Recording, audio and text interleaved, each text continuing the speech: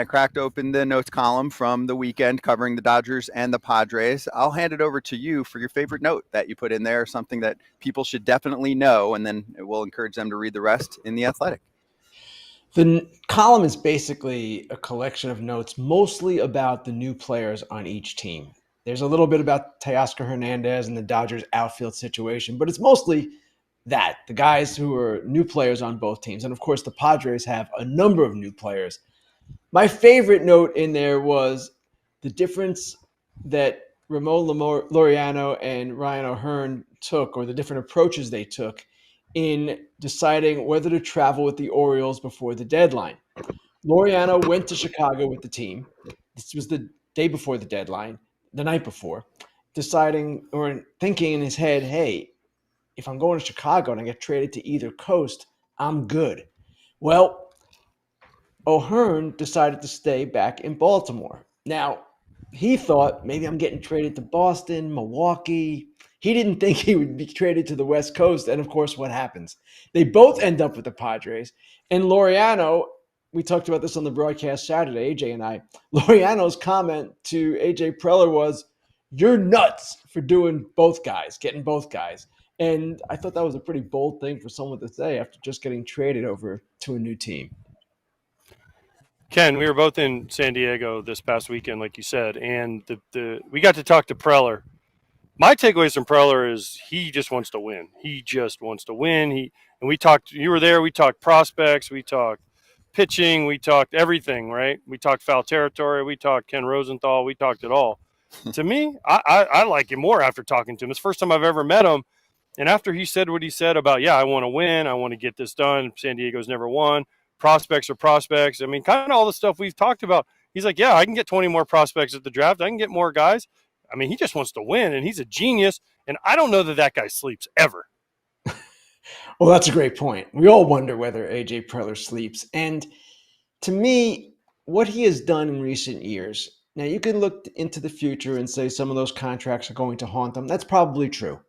But he has taken advantage of an industry that is pretty conservative, of rival general managers and heads of baseball operations who are reluctant to trade prospects, who operate in a cautious manner. And his operation, or the way he goes about it, is kind of the opposite of everybody else. Now, Dave Dombrowski's like that to some extent. Jerry DiPoto, of course. There are others. But no one is as extreme as AJ Preller, and he is taking advantage of everybody else's seemingly cautious approach. And it served him well. This team is right now as good as it could be, I would think. Granted, you would like to see them hit for more power. Maybe Tatis snaps out of it. He had the home run last night, ended the longest streak of his career without one. But top to bottom, their depth, it's really good. And this is several years now, not just one or two, but several years where they've been good and competitive and a World Series contender. I remember at the start of this all, when he started loading up again, 2021, whenever it was, I was thinking it's going to be difficult for him to sustain this because he keeps trading away young players. And yet, as you said, AJ, he has a way of replenishing his system, and that's because he's one of the best evaluators in the game. They continually come up with new players, and this is a tribute, as he said to us, to their scouting and player development, the people working in those departments. So the formula works for them. Now, does it end up with them winning the World Series this year? I don't know. No one knows. There is a certain amount of luck involved. But has he put this team in the best possible position to win? Yes. And does he have that city in an electric kind of mindset with regard to the club? Just look at their attendance. They're going to go over 3.4 million this year. It's going to be another club record. All right, so maybe you already hit it by what you just said, but you talked about fair territory a lot about rivalries. The one thing you didn't talk about, because you said right now, the best rivalry currently is the Dodgers and Padres. So if everybody believes you, I'm not saying I do or I don't, which side does it matter more to? Because you've seen the Dodgers side of it. You've seen the Padres side of it. Which side does it matter more to? Because if that's imbalanced, maybe that's not as much of a rivalry as people think. Because the Red Sox-Yankees, their rivalry is heated on both sides. Well, a lot of Yankees and Red Sox fans took exception with me saying Padres Dodgers was better. That's par for the course. And listen, it's a great debate. And maybe in the eyes of certain fans, it's not a great debate. But regardless, I would say right now, Eric, to answer your question, it matters more to the Padres. And even though they knocked out the Dodgers in 22, they have not won the World Series. And they still want to kind of knock off the Dodgers, slay the dragon, as I always say, and then go all the way and kind of prove themselves once and for all on equal footing. So, yes, the Dodgers, of course, want to beat the Padres and everyone else as well, but there is a hunter versus hunted kind of situation going on here, and the Padres are the hunter. And to me, it's kind of apparent in the way this whole thing has evolved this season. Hey, Ken, the Dodgers were the other team playing in that game this weekend, the Dodgers and the Padres. And we talked to Dave Roberts a little bit about Teo and right field. What's the long-term thought on Teo and right, Mookie at short? I know they killed that pretty quickly. The Mookie is not going back to right field, but Conforto in left. When Kike comes back, Edman comes back, Kim comes back, Muncy comes back, they're going to have a roster crunch. So what do they do with Teo? Do they leave him in right field and hope he gets better? Good question. First off, they should not move Mookie to right field, in my opinion. And I'll tell you why. Mookie is playing right now a brilliant shortstop. Really, if you watch him play, he is adapted or has adapted to that position as well as anyone possibly could. He has shown that he can play it and play it at a high level. So they are good with him at shortstop. Now, the outfield, the situation with Hernández is this. If you play him in right, you're going to have guys going first or third. If you play him in left, you're going to have guys stretching singles into doubles. It's kind of lesser of two evils type of thing. He was not a particularly good defender last season in left during the regular season, but in the postseason was much better. So I would expect that they're going to keep him in right because he does prefer right. He believes he sees the ball better off the bat in right. And then figure out left and center between Edman and Hernández and Kim coming back. You can do a number of things there. Now, there is some school of thought where their best defensive outfield might be Pages in right, Edman in center, Teo in left. But I don't know that they see it that way. I don't know that they see it's that much of a difference, Teo in right or left. But once these players come back, yes, it gives them a much stronger group of players to choose from in the outfield. And sure, Michael Conforto, because of all this, because of all these guys returning, his spot's going to be in jeopardy. There's no doubt about that. These two teams are going to most likely, one of them is going to face off with the Phillies in the playoffs. Right now, the Phillies are in a good position, but the Zack Wheeler loss, how much does that affect the Phillies' playoff chances of winning? Not making the playoffs, but of winning. Eric, if we put odds on it and ask the question, are the Phillies' chances of winning the World Series better with Zack Wheeler or without, or what are those chances? There's no question. Higher with Wheeler. The question is ultimately now, can they win the World Series without Zack Wheeler? I believe they can.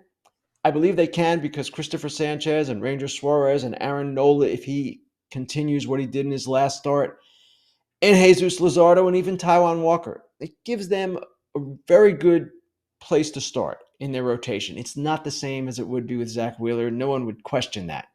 But given that, and given that their bullpen is much improved with Duran and David Robertson, I still like them. And we talk about hunger and desire and all that stuff, the intangibles. They've got that too because they have not won a World Series with this group. And this group is getting older. Real Muto and Schwarber are free agents. I expect they probably will re-sign both, but they know this is their time. It's not going to get any easier next year. So I would expect that the Phillies will make a strong push here. And do they have the starting pitching necessary? Well, not the way they did with Wheeler, but yes, in my opinion, they still do. FT fam, welcome to the world's most comfortable swimwear. For a moment, we are talking about Fair Harbor. We actually have some show and tell today. This is the liner that you're working with inside of the shorts and the bathing suits. You know what the best part is about this, Scott? What? They have a lot of different options because these are clearly yours because I would never order this pattern, but that they is would look so great me. on you. That is so me. These are so you. Mine are a little bit more plain than this. Yes. But they are super comfortable. The liner, I love liner shorts. Some people don't. But these liners are better than most that I've had on, if not all of them. Yeah, Because this is the best liner out there. No mesh.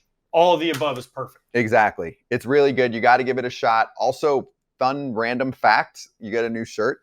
It smells really good. So head to fairharborclothing.com/foul and use code FOUL for 20% off your first purchase. Once again, fairharbor, HARBOR clothing.com/FOUL for 20% off your first purchase and use that promo code FOUL so they know FT sent you. Ken, a little off the radar here. I just want to ask you this. You're from Baltimore. The Basayo contract, what does that mean for Adley Rutschman? Does that mean he's necessarily gone? Because there's people saying, oh, well, this means they've given up on Rutschman. So what does the Basayo contract mean for Adley Rutschman going forward? First off, AJ, I'm not from Baltimore, but I worked there a long time. Well, you're from there. You make baseball come alive, Ken. That's why. That's right.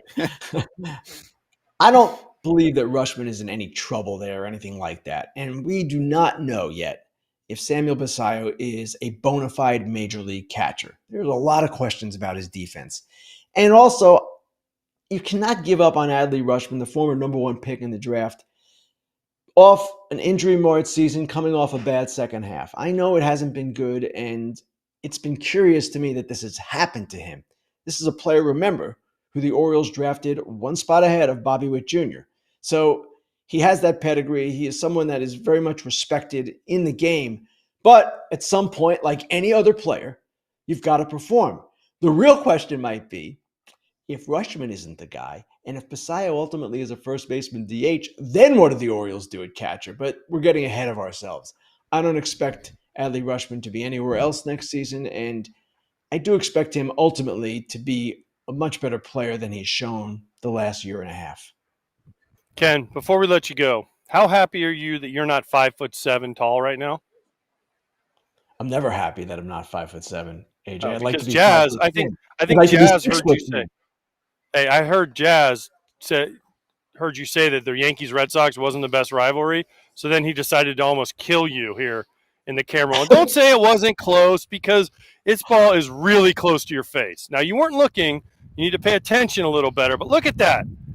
Look at that, Ken. You don't even flinch. AJ, it was a few feet away. Honestly, it was. And am I guilty, or have I been guilty in the past of not having my eyes on the field? Yes. There have been times I took a broken finger and 10 stitches one year because I was tweeting something. And just in the All-Star game, I'll reveal this, even though it's rather embarrassing. A foul ball came into the dugout, and Alden Gonzalez from ESPN was doing ESPN radio. And I was looking down, and Alden goes, dude, that really almost hit you. And it was a pretty screaming line drive. So, yeah, it gets dicey down there. But with that particular one, I know what it looked like. And I know there's some stuff going on with social media. But it really wasn't that close. And I did see it. Ken, hypothetical scenario. Would you take a baseball to the body, not the head, no head injuries, right? Below the body, to break a big story that you were getting, like a big trade or something like that? Would you take the sacrifice of, a baseball to the arm, to the stomach, something like that? A spot that it's not going to kill you. It's just going to leave a significant bruise for a while. Scott, why would I need to do that? Like, under what scenario would taking a baseball to the body result in me breaking a story? Travis Kelce and Taylor Swift getting engaged, you're breaking it, and you take one to the chops. Oh, I see. You're saying I'm in the middle of a tweet? Yeah, you're in the middle of a tweet and there's a pitch coming and you're like, hey, this just came in. This is the biggest trade or transaction of the year. I'm going to risk this pitch knowing that that pitch could smoke me. And well, I've you done could actually that. get hurt. So as dumb as it is, I've done it. When I had the broken finger, I think this was in 2013. It was the final broadcast of the season. It was the Reds and the Pirates, and they were actually playing for seeding in the wild card.